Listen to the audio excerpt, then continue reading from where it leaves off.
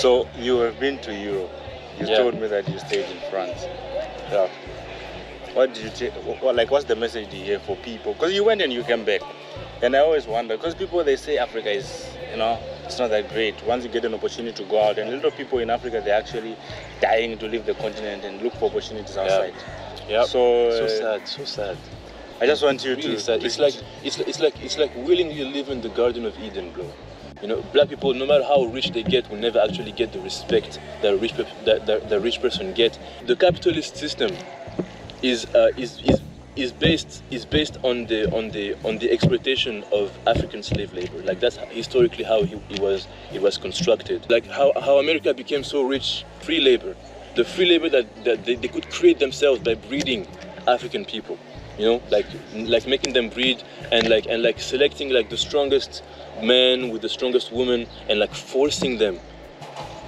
Find another way to get what you want, you know, so that you don't have to be dependent on this system, because the system will use your desire to get what you want to basically drain you, like and make you a slave. Even Barack Obama was a slave. When they give a job to a black person, that's when that job has no value whatsoever. A free black man is a dead one. Why do they love black music so much, bro? You know, because it's an expression of black pain. You know, like hip hop, like these white dudes love hip hop because it's black rage. It's like everything black is consumption. Everything black is free for everybody to take. You know, cultural appropriation. Free in the context of America.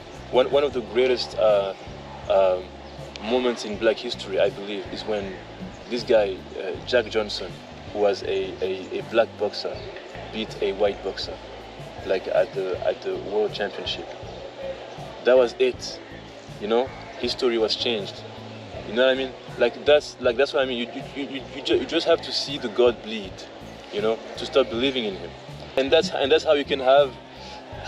Let's go there. That's how you can have stuff like the September 11. Like, that's how you can have stuff like that, because there's no fuck it. I'll die and get the hose. Like, I believe it.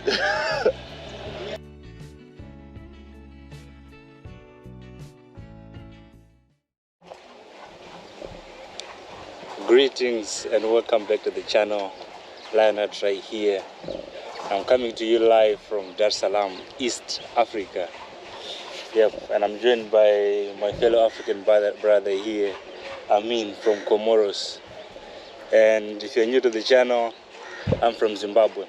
But yes, we are here in Tanzania as African brothers, man. So today, I just want us to talk about Africa in general. You know, it's our mother continent. So first and foremost, what do you know about Zimbabwe? I know what I know is it was created by Robert Mugabe. Like, that's pretty much what I know. I don't know any details. I also know that he chased, I think, white landowners from the land. Yeah, and then he had a little Hitler mustache, which is an interesting detail. Pretty much, and I know that I actually don't know how to feel about him. Mugabe. Yeah, I actually don't know how to feel about him. Like, it's weird because, like every other African leader, I can place, like, you know, because I can have like, you know, like there is Lumumba and Mobutu. You know what I mean? Like, Lumumba was like for the people, you know, and Mobutu was like for his own gain. Basically, that's like, those are the two types of African leaders. They killed the first type, and they let the second type, you know, live and ruin the country. But like, those are two types of people that end up at that level of power in independent. I'm already using air quotes. Independent African countries. Yeah. Okay. Yeah, you know a little bit about Zimbabwe, your perception when it comes to the Zimbabweans in general. Like, if you look at Zimbabwean, what do you think like you're supposed to expect if you see a typical Zimbabwean? Tough people. Like, I actually admire that. Like, militant people. You know, that kind of, hustlers. You know, Yeah. you know what I mean? Like, they go at it. Like, that's something that is admirable about like Africans. We like because what do we have to lose? You know, I'm not talking about me like individually. I'm privileged, compared to like I think most people on the continent. But like as a group, what do we have to lose? You know, because we have nothing in this world. You know, like we have nothing. Like we should just go. Like we should just go at it. You know. And I think that mentality I can imagine, people from Zim have that. Like what do you think? I don't know. Am I just talking crazy? I feel like we are strong, and like we try and we hustle, especially based on the current economic situation.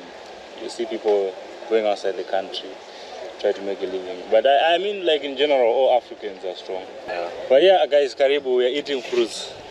In Tanzania, they say, what are they called again? Matunda, yeah. So we have bananas, avocados, and watermelons. This is popo, papaya. And life is beautiful out here in Africa. This is just 1,000 Tanzanian shillings. So fruits are cheap out here. So bro, what do you think of Pan Africanism? Do you ever see African countries getting united and doing like one thing, like having one clear goal and vision in mind? Do you see that happening? Maybe like, bro, like I have like a very dark opinion about this stuff, man. Like, feel free, open up, no problem. I would have said like if we had 100 more years of like human history, we could have done it. But I also feel like the way things are going right now, 30 years from now we're done. Like I mean, like as a species, not like wiped out. I mean, unless we like it really. No, even if it's nuclear war, I think there'll still be people left, but not everybody gone. That's not how the like real apocalypse happens. It's just like if you look at history, for example, when the Roman Empire collapsed, like they had like the next 1,000 years. I'm generalizing. There are like details about this. This is just me. I'm not a historian. Like, this is where is this going? On YouTube? Yeah. I'm not a historian. Okay. I just kind of read stuff and watch stuff.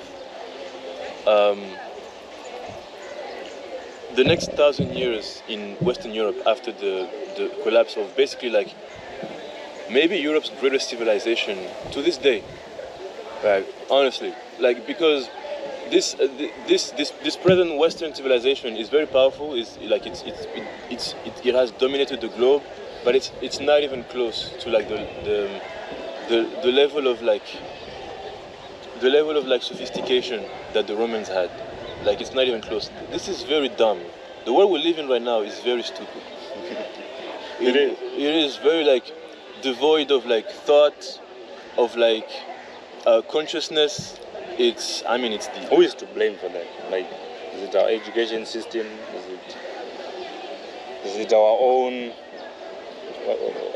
What should I say? Our own negligence. It's like people, we don't take things like seriously and think independently apart from the information that we get, let's say in education, in religion, and we don't think independently. Yeah, there is that, but like you have to think structurally also. Like you can blame the people, but people really are programmed more than anything. Like they're not really like. So it's these institutions that are programming us each and Yeah, every single day. like how the people who are well, I don't know if I should say this. This is how the people who are like at the top of the world. This is how they want things to run. You know, this is how they want things to run. This is how they want people to be stupid. You know, and they want people to chase stupid shit. You know, dream, like just like stupid shit, like shit that they could actually have. You know, if they just like I don't know how to say it, like if they just like slow down, just slow down. Okay, you don't need money as much as you think you do. Like I know money is very important symbolically in this world. You know, like if you have a lot of money, you know, like you have a lot of status in society. You know, and like have you noticed that they give free shit to rich people all the time?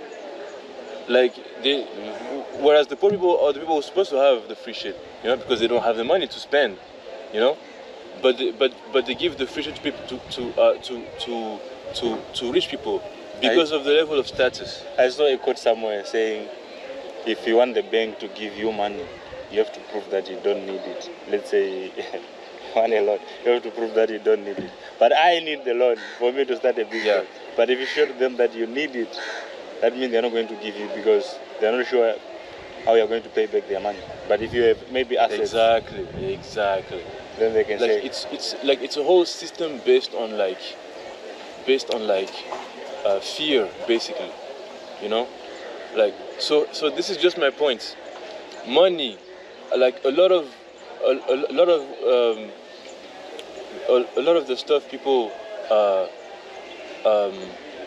use as motivation to get money, you know, is stuff they could actually do themselves. Like I believe that it would be harder, but it would actually make them more free because it would ask of them to like step out of the system. You know, like that's kind of how I see things. I don't know if that makes sense, but that's kind of how I try to live my life.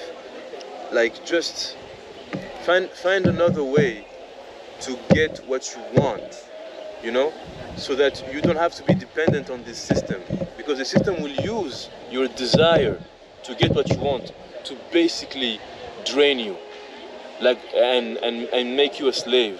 Like that is basically what's going on. so they say like Africa is on the, like there's a table, and then Africa is not on the table. Yes.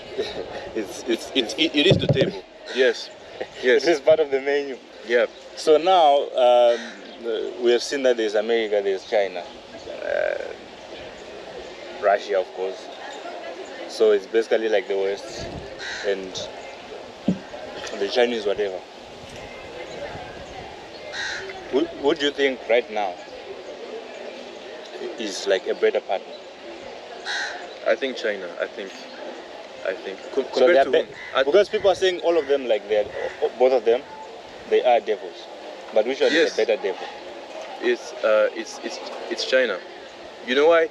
Because China actually makes stuff. Like the Chinese kind of imperial model is infrastructural instead of ideological, if that makes sense. Like the Chinese will come and make you a road. Like in 100 years of colonization, like the so-called bringers of civilization that the Europeans were never built shit except for what they needed to use to extract the shit they needed to extract. Yeah, I was watching a documentary, I forgot, on Netflix. Some guy from Nigeria. Can I just finish? Like, because just to compare with the Chinese, like the Europeans never cared about the material needs of the colonized. You know, this is why it didn't last long, because it could have lasted much longer. I mean, they had like the technological advantage they had over, especially over Africans. I mean, to this day, it could be going on, like the colonization. It is going on, by the way. But like in the same model as it started, it could have been going on. The thing is that they didn't see Africans as people, you know.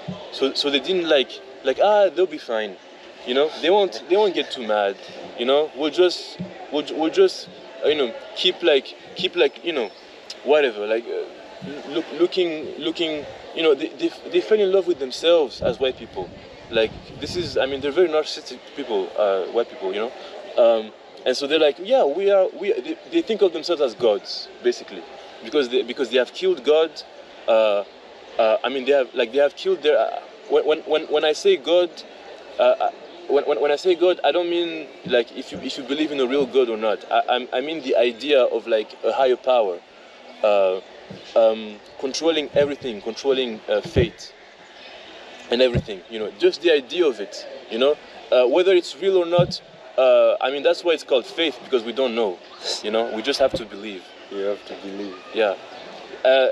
So yeah, but so they replaced that belief with the belief of themselves as the gods of the earth, you know, with unlimited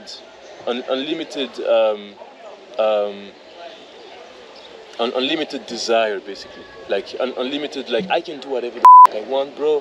I'm white. I can go. I mean, have you seen how crazy white people are? Like this, like what the are these doing? They jump out of planes, like what, like have you seen how crazy these people are? You know, I mean, no, like I love you guys. You know, like keep doing. It's actually inspiring. I'm not gonna lie, but it's like it's that desire of like just like touching the impossible. You know, this is how they taking like, risks. Yeah, always for nothing, for nothing. For nothing. I mean, for the feeling of it. You know, like which I imagine must be great. You know. Like and it is inspiring, and that's the power of it. Is that it's very inspiring, you know.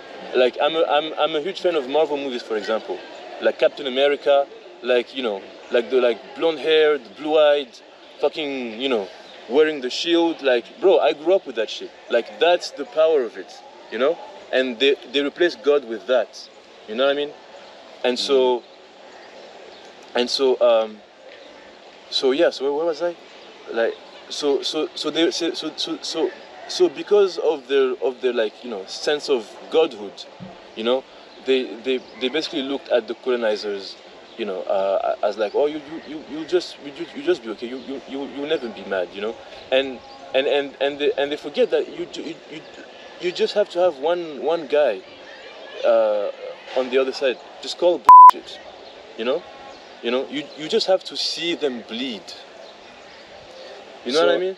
So for example, so now we have and that's how history has been going on. Like, you know, we have domination of black people in sports. We have you know, domination in music and culture. You know, like domination in like, and that's how, and you see just the balance shifting a little bit. You know what I mean? And so and you see them. Like one of the greatest, like, for example, in the context of America, one of the greatest moments in black history, I believe, is when this guy, Jack Johnson, who was a black boxer, beat a white boxer, like at the World Championship. That was it, you know. History was changed. You know what I mean? Like that's what I mean. You just have to see the God bleed, you know, to start believing in him, you know. Yeah, I see what you mean. By the way, man, I promise myself that I won't do this. Like, I won't keep bringing up Islam. Like, I promise myself, because like there's this thing with Muslims, right? That we just always get a fucking. Anyway, but like this is why in Islam you don't represent God. Like, you don't draw God. There's no image of it. You know, it's just there an idea. There are no movies. Yeah, exactly. No, like it's not like in Christianity where you know, there's Jesus, you know. But is there movies of Prophet Muhammad? Yeah, but see him also. Let's not get into that. Let's not use. Okay. But like him also like enlighten me, because I don't know much about the Islamic religion. you don't have the right to represent the prophet, but that's different than so yeah. So like you know the core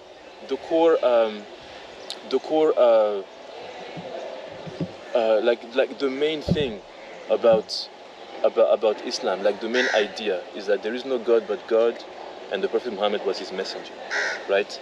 So this guy, the Prophet Muhammad, was just a guy, you know. He didn't claim. I mean, we're going into Islam right now. And I don't have like to go deeper into it. I just Yeah. wanted to understand like the. Because I'm also not the best representative of that of the religion, you know. Okay. So let's just, because religion sometimes can be very sensitive, you know. Yeah, that's the thing. But okay. Let me just finish though. So, so like just about the symbolic idea of representation and its power on the human mind. Like, we don't represent God, and that's why you can never kill him. You know what I mean? Like and that's how you can have. Let's go there. That's how you can have stuff like the September 11. Like, that's how you can have stuff like that, because there's no like, yeah, fuck, I'll die and get the hose. Like, I believe it.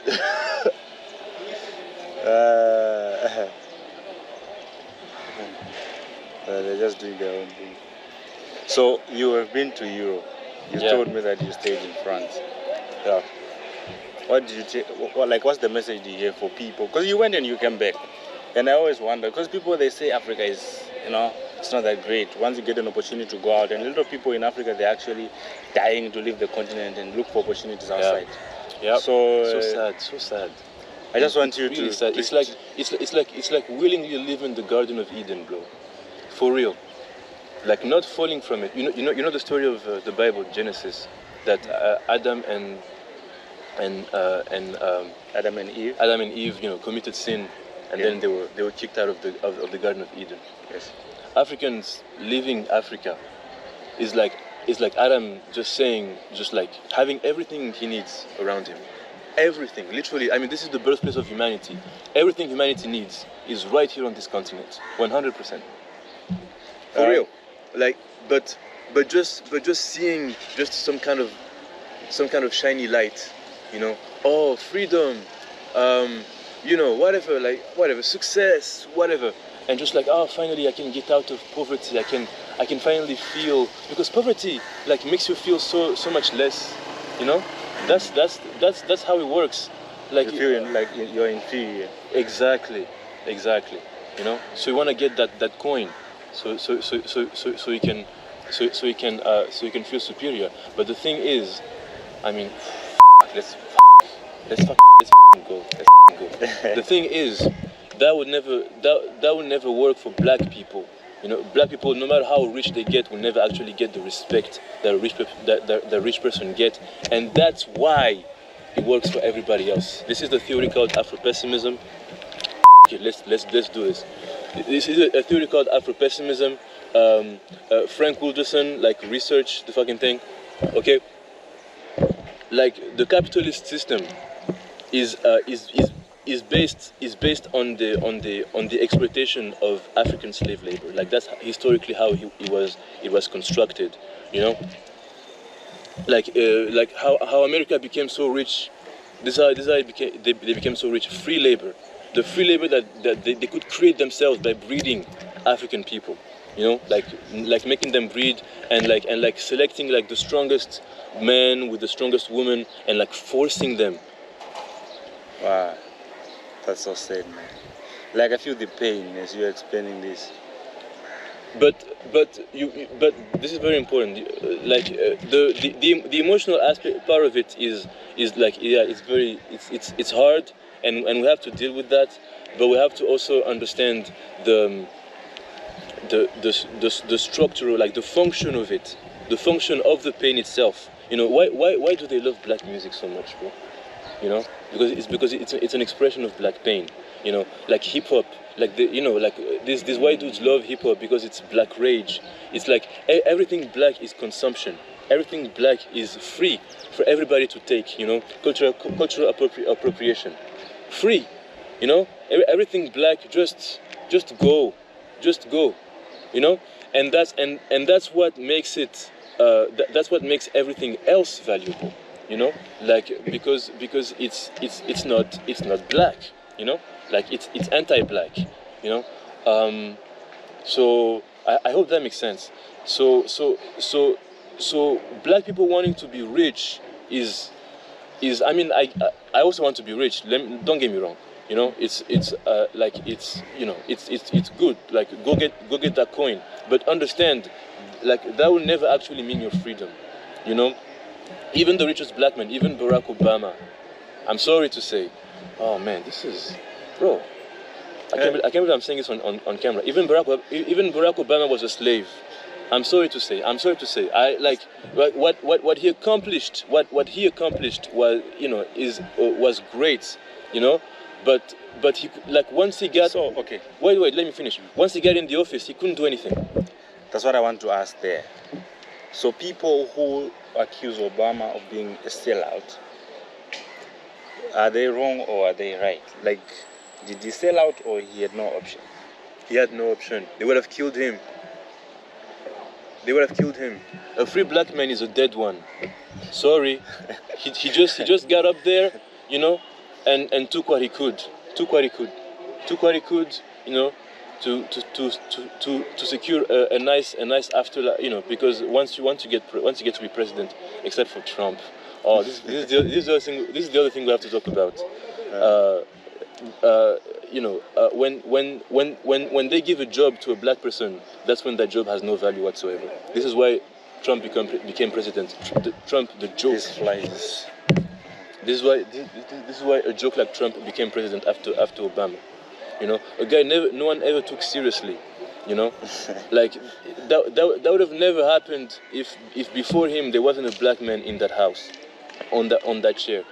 Anyway, so Obama, yeah, he did the run, bro. He did the run. You know, he do you think the guards will do something, or do you think the guards? No problem. No problem. Just continue. So let's talk about, like, our African leaders. Some of the greats. Do you think all of them, like, they did a great job in terms of protecting the continent, the interests? Of course, we have big names that we always talk about, that they are great and stuff like that. Do you think they deserve that, or like you feel like there are certain things that they also messed up? I mean, yeah. I mean, you know, everybody's a human being. Everybody, like, is not perfect. Yeah, but given the context, I think given the context, yeah, like people like Kwame Nkrumah, you know, Lumumba, you know, like, yeah, they did great things given the context, and at least they put the idea out there, you know. Mm-hmm. Like even though, you know, for next generations, you know, for the generations to come to accomplish it, you know. So that's good, yeah. Like, but then because the alternative is just you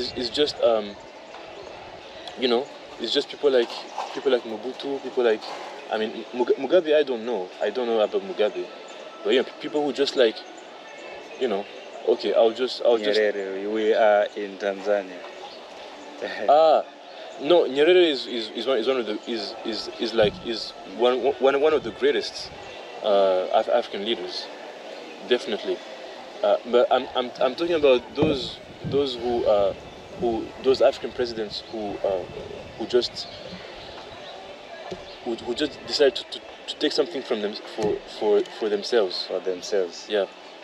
And not care about what happens to the people at all, and just let the colonizer. Isn't it human nature? Absolutely. If you put you in a position of power yourself, do you look out for your own interest or for the people? It's a struggle, right? It's a struggle, like to be selfish and you know, against being selfless. Let's say you are a police officer. Would you arrest your father or your brother? Yeah, if you could not to, Huh? then you wouldn't. Yeah. If you could not, you wouldn't. Yeah, if like you know what I mean, like if you have to do it, like if you don't have a choice, you know, if like You are the one investigating the case, then you find out Yeah. that it is your brother. yeah, Would no, you go and arrest no, him? no, I wouldn't. No. Yeah, that's what I'm saying. You Yeah. always look out for your own interest. That's true. So the interest, it depends on how close you are to the guy, the main guy. But it also depends on how you on what you on how you identify. You know, like there is a difference between collective identity and individual identity. You know, like it is human to look out for your own interest, but if your idea of your own is larger than just yourself, your individual self, if you identify as like a race, a black race, or a nationality, or whatever, then you are willing to look out for the interest of that instead of your own individual interests. You know, so these guys who looked out for their own interests just did not really care about Africa or African people. They were you know, maybe they agreed with the colonizers that they were, you know, inferior or whatever. So what message would you give to young Africans out there as we wrap up this video? Young Africans out there, just a message that you have. You are the truth of this world. That is the Afro-pessimist message. You know, don't believe in anything else but yourself. You know, like it's you. Like just dream the hardest. You know, just dream as hard as you want. Yeah. Yeah. So I think people, we have to love the continent, our motherland, Africa, man. Yeah, we gotta respect it, we gotta love it, and we're gonna develop it. If we do it together, we'll achieve it. At the end of the day, we are the same people, and we have to live together in harmony and be united. I love Africa so much, man. I'm out here in East Africa. I feel like I'm just at home. Yeah. Yeah. With an African brother as well, from Comoros. So yeah, that's the end of the video. See you in the next one.